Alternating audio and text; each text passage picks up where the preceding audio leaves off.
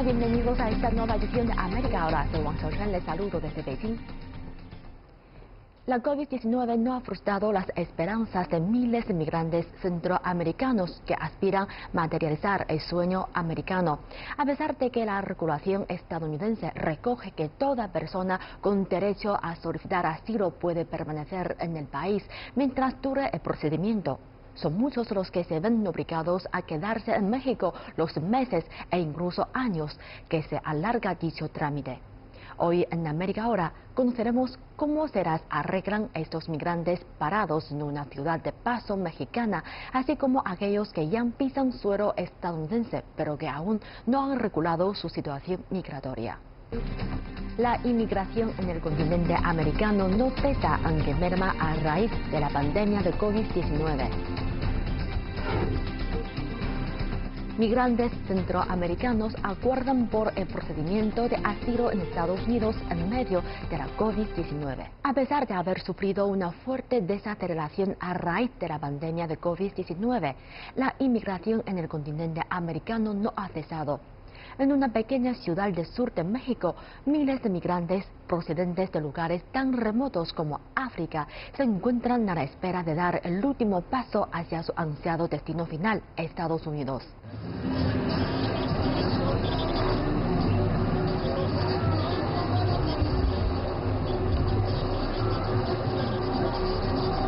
La situación que se los encontramos en nuestro país, por eso nosotros buscamos salir de todo Centroamérica. Y la mejoría es México. Nos encontramos en el río Suchiate, el cual marca la frontera occidental entre México y Guatemala y actúa como línea divisoria entre América del Norte y Central. Para muchos es sinónimo de iniciar una nueva vida. Ramiro Valles es nicaragüense. Abandonó su país hace 25 años en busca de mejores oportunidades económicas. Sin embargo, no llegó muy lejos. Hoy es barquero y se dedica a transportar bienes de contrabando entre México y Guatemala.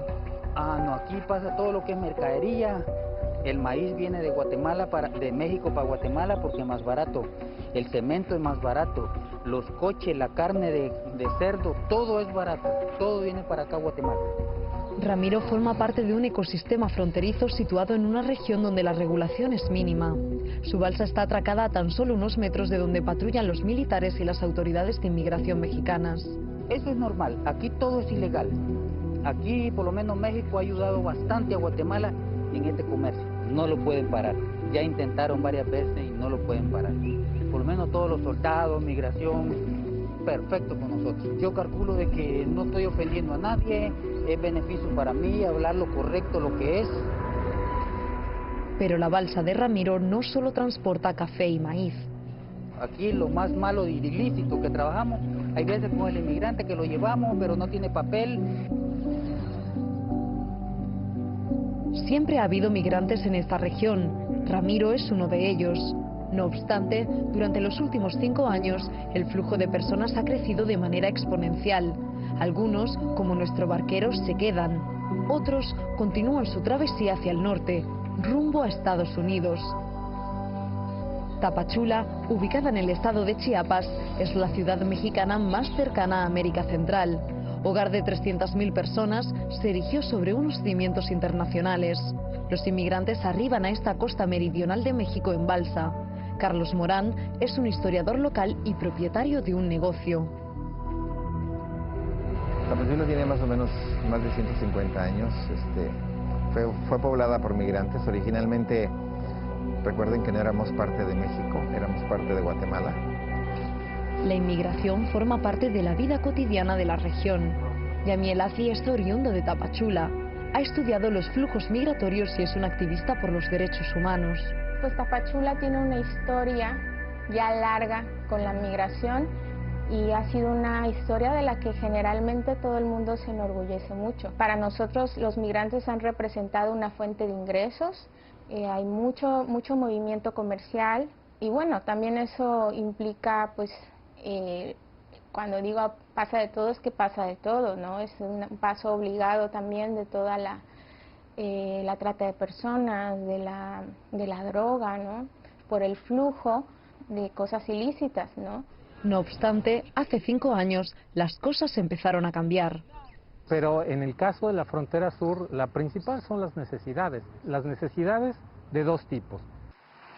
Miguel Balcázar es analista de seguridad fronteriza. Económicas, para conseguir un mejor patrimonio, pero otra de las necesidades es la seguridad. Vienen huyendo de la violencia, en el caso de Centroamérica de las pandillas, refieren los migrantes, donde prácticamente tienen una presencia muy importante. Cuando la violencia de las pandillas en El Salvador, Honduras y Guatemala alcanzó su punto culminante, miles de personas decidieron huir de sus países de origen, lo cual provocó una profunda crisis de inmigración. El objetivo final, llegar a Estados Unidos. El método de viaje, caravanas de migrantes. Al ser tramos que caminan literalmente, pues están expuestos a toda clase de riesgos, como pueden ser la presencia de grupos criminales, el propio ambiente hostil, la falta de servicios médicos y, dicho sea de paso, también mucho recelo de la sociedad. A pesar de estar expuestos a grandes peligros en sus países natales, México no es precisamente el lugar más seguro para los migrantes que viajan. Los cárteles del narcotráfico suelen tomar las carreteras y las redes de tráfico humano están a la orden del día. Sonia Hernández es alcaldesa de Suchiate, el pueblo donde el río que lleva ese mismo nombre marca la frontera internacional. Se daba mucho el tráfico de personas por medio de los famosos polleros que les cobraban hasta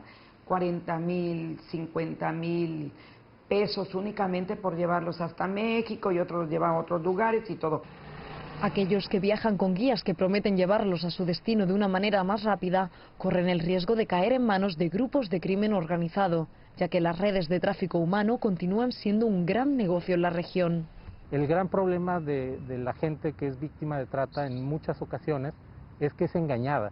Entonces sale de su hogar con muchas ilusiones, esperanzas, y se da cuenta ya demasiado tarde cuando está lejos de su lugar. Grupos de miles de personas viajan en caravana, un método que, por un lado, permite a los migrantes disminuir los riesgos de sufrir violencia a manos de bandas criminales y, por otro, fuerza a las autoridades locales a prestar más atención al problema.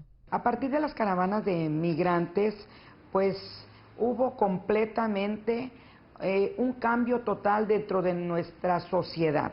Con la Puerta de México es Suchiate. Aquí forzosamente es la entrada por donde pasan miles y miles de migrantes.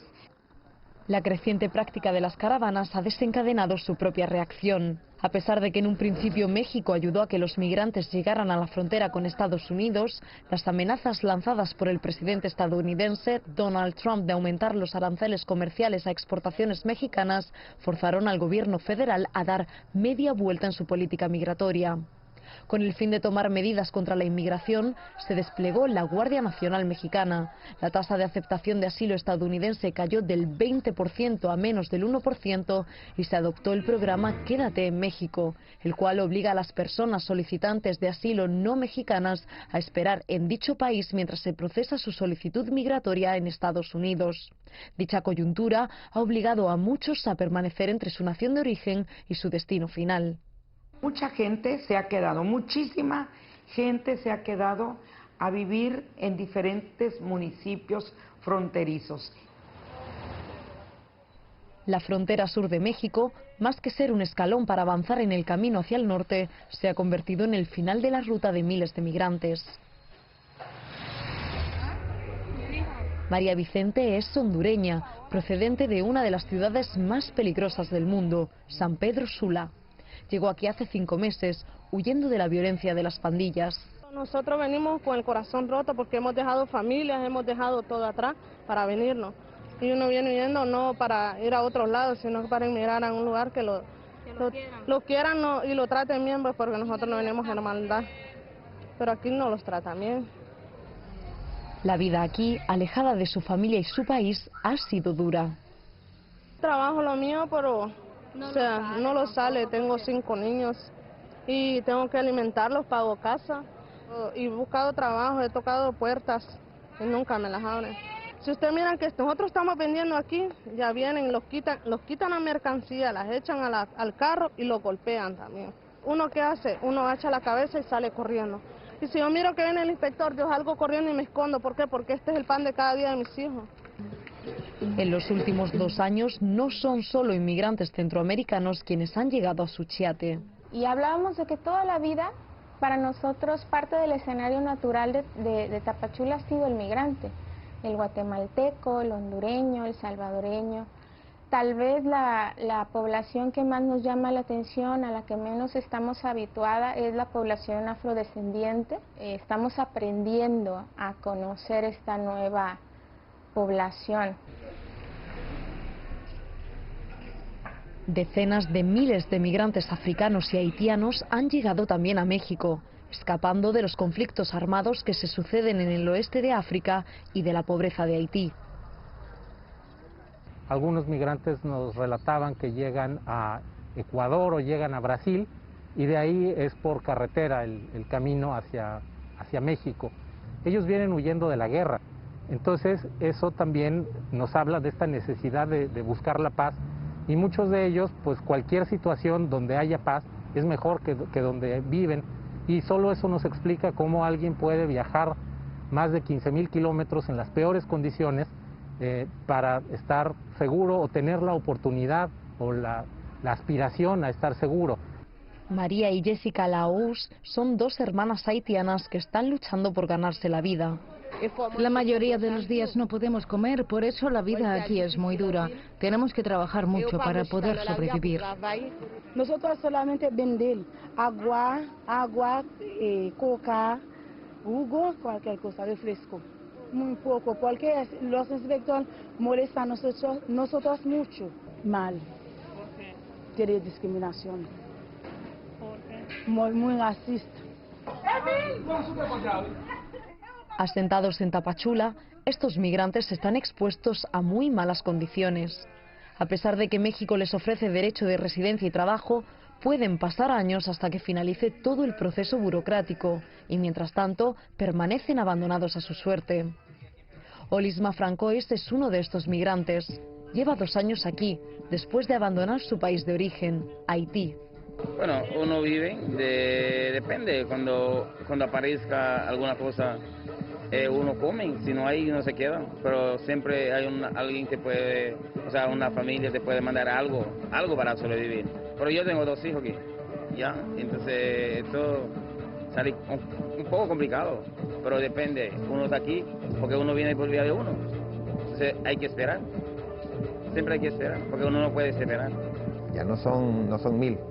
Son 10,000, 20,000, te los encuentras en la calle, en la esquina, los están vendiendo a la vuelta, están trabajando por acá, vas por las calles y hay colonias enteras de ellos. Viven en lugares en donde menos te imaginas, hay colonias pequeñas en donde viven 10, 20, 30 familias. Como resultado de los asentamientos de migrantes procedentes de varios puntos del globo, durante la última década la población de Tapachula se ha incrementado en un 35%. Y a pesar de intentar huir de ellos, los problemas continúan persiguiendo las caravanas a muchos de los migrantes. Entonces la relación era cordial, era muy buena. Cuando el tema migratorio se empieza a agudizar y empieza a crecer, es cuando viene el problema. Entonces aprendemos nosotros a diferenciar. Son buenos, toda la gente es buena, pero dentro de esa migración de Centroamérica viene mucha gente a delinquir, vienen los maras. Hay 2 pandillas principales en América Central, los maras Salvatrucha, conocidos como MS-13, y el Barrio 18. Fundadas originalmente por inmigrantes centroamericanos en Los Ángeles y cárceles estadounidenses, aquellos que terminaban siendo deportados y devueltos a sus países de origen regresaban habiendo aprendido cómo operar con éxito organizaciones criminales. Fabricio, de 14 años, abandonó El Salvador junto a su familia. Es tan solo un adolescente, pero aún así ya ha experimentado terribles episodios de violencia. Nosotros tenemos familia en Estados Unidos y ellos piensan que como tenemos familia en Estados Unidos, piensan que tenemos dinero. Nos piden una multa, son $100 y mensualmente se gana al mes $200 en El Salvador, en un trabajo. Entonces, si nosotros no pagábamos esa extorsión en el tiempo que ellos nos daban, los podían desaparecer a uno de nosotros o a todos. Nosotros salimos del país porque corríamos el peligro de poder morir. Estas mismas pandillas se movieron hacia el norte junto a las caravanas y ahora tienen una importante presencia en el sur de México, donde se dedican a secuestrar y extorsionar a la población local. Zaizar Mejía dirige el Grupo Operativo Regional, cuya misión es erradicar la actividad de los Mara. Aquí por lo regular las bandas que más frecuentan son las Mara Salvatrucha, que es 13 y 18, que siempre traen un conflicto entre ellos, con la finalidad de realizar operativos preventivos de prevención al delito, haciendo revisiones a personas que se encuentren de manera sospechosa en las calles. Esa es la finalidad.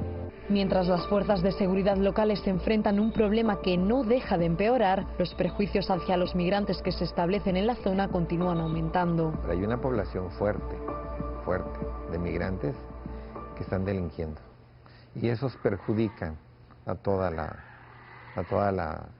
población migratoria, porque nos hace pues temer con todos y no darle oportunidad a mucha gente que merece tenerla. Pero también como hay muchos malos, hay muchísima gente buena, trabajadora, honesta, que lo que queremos es trabajar. No, los tienen parejo, pues, no los quieren porque los tienen parejo. Pues entonces, pero no les echo la culpa a ellos, se las echo a mis porque ellos han venido a ser desmadres también. Yo he dejado a mi mamá, he dejado todo, pues, ¿me entiendes? Entonces no es justo, para mí no es justo. Bien sean vándalos o no, los flujos migratorios no muestran signos de desaceleración. Para empeorar la situación, la crisis sanitaria mundial no solo ha provocado que los apuros que enfrentan estos migrantes pasen aún más inadvertidos, sino que además les resulta más difícil moverse. Estados Unidos ha suspendido todas las peticiones de asilo por el momento. Los países de Centroamérica han cerrado sus fronteras y con nadie en las calles es más fácil que nunca para las autoridades arrestar a los migrantes ilegales y deportarlos rápidamente. Aunque la COVID-19 ha puesto trabas a la inmigración, ni la violencia de las pandillas ni la marginalización económica han desaparecido. Uno quisiera vivir más diferente, pero no quiere venir a agarrar una enfermedad y luego irse para atrás, luego a infectar a su familia. Del virus el que quiera vivir, pues lo puede tomar su decisión, va. Allí la decisión es de cada quien, va. Allí, pues. Tapachula, la ciudad de paso en la ruta de los migrantes, se ha visto forzada a conducir unos flujos migratorios internacionales que no es capaz de controlar. Lo que sí puede gestionar es su manera de reaccionar ante los inmigrantes. Pero que si los metemos a todos en el mismo saco y no empezamos a ver los saberes, los conocimientos que tienen, jamás vamos a identificar. Entonces hay gente muy valiosa, gente que habla portugués, gente que habla español, francés. Creo que ahí hay áreas de oportunidad que no se están viendo y que estamos dejando de lado porque los vemos a todos como migrantes no documentados. Yo considero que definitivamente la migración no va a parar, porque las necesidades, el hambre, las necesidades de tener una mejor calidad de vida nunca se van a terminar. Así es que esto no se acaba, esto es para siempre. Coyunturas adversas como la actual no amilanarán a estos inmigrantes que huyen de la violencia y miseria de sus naciones de origen, persiguiendo el llamado sueño americano. Pero si le rascamos a la historia, todos somos migrantes. Y además, todos estamos en una situación vulnerable y en cualquier momento también tenemos que emigrar. Y creo que no nos gustaría que nos trataran como los tratan a ellos a veces. Conforme a la ley de Estados Unidos, toda persona con derecho a solicitar asilo debería poder permanecer en el país mientras dure el procedimiento. Pero dicho proceso puede tardar años y la mayoría de los solicitantes de asilo no son capaces de conseguir un permiso de trabajo. A continuación, nuestro corresponsal nos mostrará cómo esos solicitantes se las están arreglando para sobrevivir en los tiempos de la COVID-19.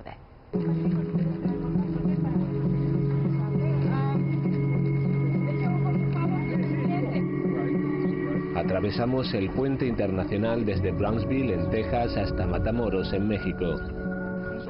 Cuando llegan al campamento, lo primero que hacen es acudir a las autoridades mexicanas.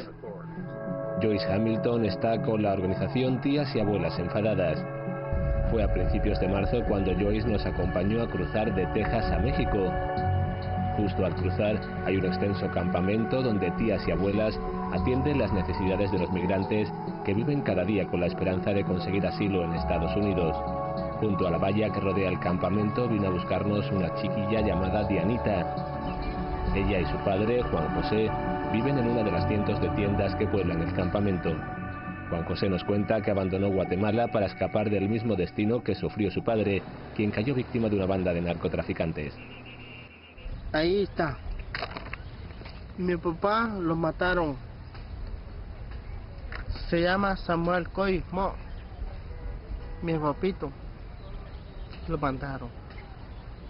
¿Sabe por qué una medida que la gente que tenemos en Guatemala?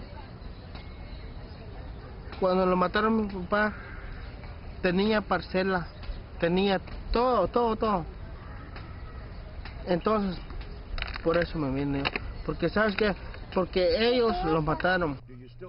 Juan José asegura que la madre de Dianita logró llegar a Texas hace más de un año y que no han tenido noticias suyas desde entonces. Él hace todo lo que puede para criar solo a su hija. Hay unas 2.500 personas viviendo en el campamento, aunque se desconoce el número exacto. Un acuerdo entre Estados Unidos y México, conocido como Protocolo de Protección de Migrantes, exige a los solicitantes de asilo que se queden aquí mientras esperan las audiencias judiciales. En marzo, aunque los números habían bajado, todavía había algunos migrantes intentando cruzar la frontera de forma ilegal. El día que estuvimos allí, los agentes de patrulla fronteriza estadounidense encontraron a este grupo de hombres procedentes de Ecuador, Honduras, México y Guatemala. ¿Primer nombre? Tras ser capturados cuando trataban de cruzar de forma ilegal, fueron enviados a sus lugares de origen o bien al campamento, y la espera aquí para una vista judicial puede durar meses. ¿Por qué la gente se queda aquí?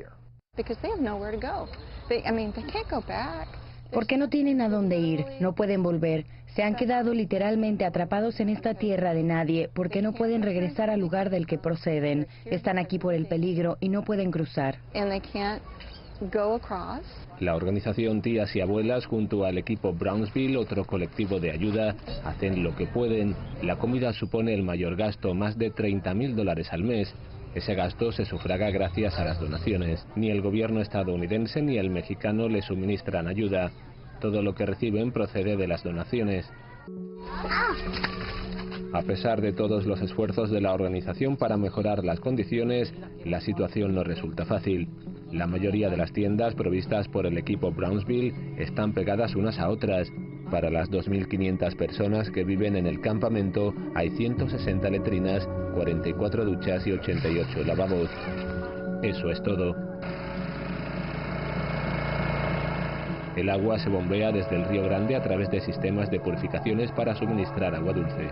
Desde que estalló el brote de COVID-19, la frontera entre Estados Unidos y México ha sido cerrada excepto para los viajes imprescindibles. Las audiencias judiciales para los migrantes se han suspendido. Por temor a llevar el virus al campamento, las tías y abuelas ya no entran. Recientemente nos reunimos con una de sus miembros, Susan Lowe, para saber cómo están evolucionando las cosas en el campamento.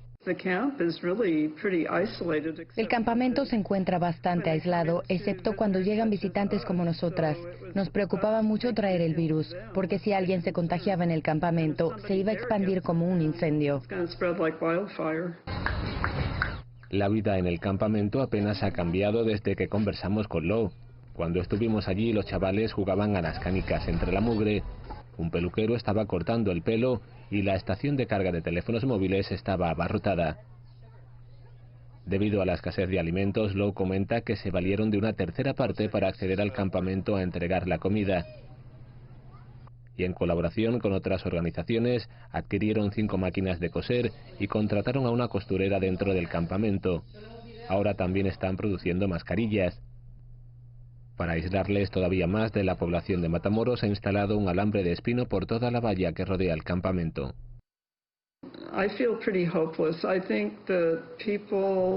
Me siento bastante desesperada. Creo que entre la gente que vive en el campamento, algunos de ellos tienen tal fe en Dios que creen que todo va a salir bien, pero otros son más pesimistas.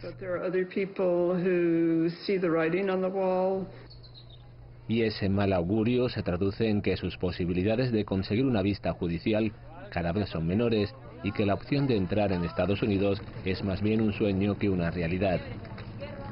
Así nos lo dio a entender José Rolando, quien huyó de Honduras con su familia hace más de un año, después de que las bandas asesinasen a su tío y a su tía. Entonces yo salgo de mi país huyendo, porque ellos se dan cuenta que nosotros los dimos cuenta que ellos fueron. Enterramos a mi tía y salimos todos huyendo, toda la familia de Honduras. Desde el año pasado, José Rolando ha pasado por el Tribunal de Inmigración en varias ocasiones. Su primera vista judicial se cerró sin éxito porque sus documentos no estaban traducidos a inglés. Entonces me da otra cita el juez a mí, la segunda, que fue para el 13 de noviembre. Me presento yo, llevo mis trámites, mis documentos, mis pruebas, todo traducido en inglés, lo que me pasa en Honduras y todo eso. Y es cuando yo me presento el 13 de noviembre, no está, se supone que el juez estaba enfermo, se enfermó. Así fue en las otras salas también, que otros amigos míos fueron a otras audiencias y también se enfermó. Entonces a otro juez me dice, tu cita te la vamos a dar a ella, ya le había dado una cita. Cuando ella se presentó, cuando los presentamos juntos, le di una cita para el 14 de enero. Se suponía que yo me iba a presentar el 13 de noviembre, solo a dejar mis documentos y después me iban a anexar de vuelta el caso de ella. Las citas se sucedían una tras otra. La siguiente aparición de José Rolando ante el tribunal estaba prevista para el 25 de marzo, pero el día 21 de ese mismo mes se cerró la frontera con México. Si hay algo esperanzador es la atención sanitaria. La organización médica sin ánimo de lucro Global Response Management atiende a 1000 pacientes al mes en la clínica desde su fundación en octubre del año pasado. Su funcionamiento conlleva un gasto mensual de $20.000. El 4 de mayo, el equipo, que ya ha respondido a crisis de refugiados por todo el mundo, instaló un hospital de campaña. Para adquirir las tiendas, los generadores, los medicamentos y los monitores, recaudaron $500,000. Entre las compras, los envíos y la puesta en funcionamiento, ya se han gastado $350.000. Es una instalación con 20 camas y ofrece un nivel progresivo de atención, que va desde el cuidado básico hasta la posibilidad de intubar al paciente. Eso es todo. La razón para la puesta en marcha de este hospital fue el temor ante la COVID-19. Helen Perry es la directora ejecutiva. Si la COVID entrase en el campamento, la tasa de mortalidad seguramente sería mucho más alta que en el resto del mundo. Perry se muestra temerosa porque sabe que el 25% de los migrantes en el campamento tienen afecciones subyacentes como tensión arterial alta, problemas cardíacos y respiratorios y diabetes. En resumidas cuentas, no están muy sanos y a esta mala salud habría que sumar el estrés emocional, así que el panorama no es demasiado alentador. Cuando regresar a casa puede significar la muerte, entonces uno está dispuesto a vivir en circunstancias patéticas para evitar ese final. La gente no quiere acabar asesinada en sus lugares de procedencia. Por eso creo que la cruda realidad para mucha gente aquí es que no tienen a dónde ir, no les queda otra que aguantar. Y vivir apiñados complica bastante poner en práctica el distanciamiento social. ¿Hacia dónde mirar para encontrar referencias y ver qué se hizo en condiciones similares para reducir el riesgo de contagio ante una epidemia? Perry y su equipo han tomado como referencia la guía de campo del ejército británico contra la pandemia originada por la gripe española de 1918. De esa experiencia observamos muchas prácticas que no fueron útiles, pero otras que sí, como el hecho de que las personas que dormían muy juntas lo hicieran alternando la posición de cabeza y pies. Otras prácticas consisten en asegurar la buena ventilación en esos lugares donde las personas duermen muy de cerca y garantizar que durante el día la gente saca sus sacos de dormir, mantas y almohadas y las airean al sol para que cualquier partícula de virus que pueda permanecer sea expuesta a los rayos ultravioleta y se ventilen adecuadamente. El campamento es en realidad una ciudad en sí misma. El aislamiento puede ayudar a los migrantes a mantener alejada la COVID-19. En caso contrario, tendrán una carga más y se verán obligados a soportar otro nivel de desesperación y tragedia. Con todo esto terminamos esta edición de América Ahora. Gracias por sintonizarnos durante esta media hora. Soy Wang Xiaochuan, Beijing. Nos vemos en la próxima edición.